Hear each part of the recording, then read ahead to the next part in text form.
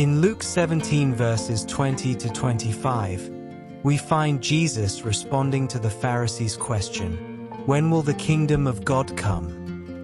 And instead of giving them a timetable or pointing to outward signs, he offers a surprising answer. The kingdom does not come in ways that can be observed. No one will say, "Look, here it is," or "There it is." Because the kingdom of God is in your midst.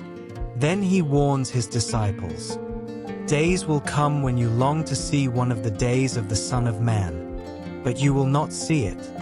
People will say, 'Look, there,' or 'Here.' Do not go, do not follow. For the Son of Man in his day will be like lightning which flashes and lights up the sky from one end to the other. But first he must suffer many things and be rejected by this generation." In these few verses, Jesus teaches a rich threefold truth. First, the kingdom of God is already here, present in his person, in his teaching, in the work of God among us, not just a future event to watch for. Secondly, the kingdom is not something we can point to with outward spectacle or human measure. It is spiritual, hidden, and often quietly found among us. And thirdly, the final revelation of the kingdom involves the coming day of the Son of Man. Sudden, unmistakable, universal, yet also preceded by suffering, rejection, and the cost of discipleship. For us today, this means we must cultivate two attitudes: gratitude and readiness. We must see God's reign in our midst, in the kindness we show, in justice we live, in mercy we extend, recognizing that when Jesus walks among us, the kingdom is real now. And we must live with alertness, not chasing sensational signs or glitzy miracles, but grounding our lives in faith, love, and service so that when the final day comes we are found faithful. We must allow the present reality of the kingdom to shape our values. Love over power, service over status, truth over convenience. And we must also prepare ourselves for the future reality. The day when every eye will see, when every hidden thing will be revealed, when the true measure of how we lived will appear.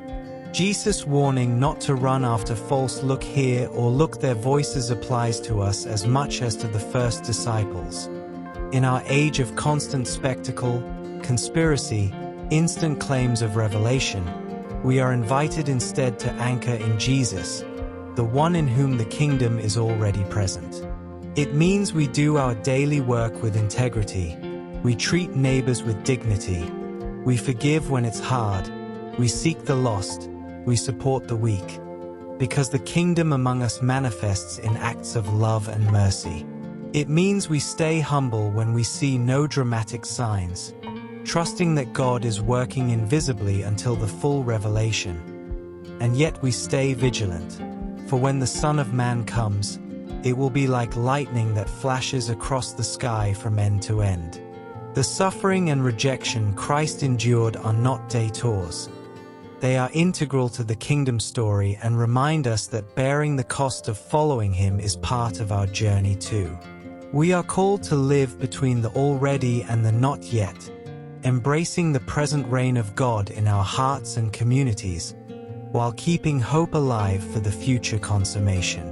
So let us open our eyes to the invisible reign of God in our midst, give thanks for the kingdom glimpsed in small acts of faith, and keep our lamps burning with justice, mercy, and truth, so that when the day dawns and the sky flashes, we will stand ready, unwavering, believing not just in a coming kingdom but living in the one that is among us every day.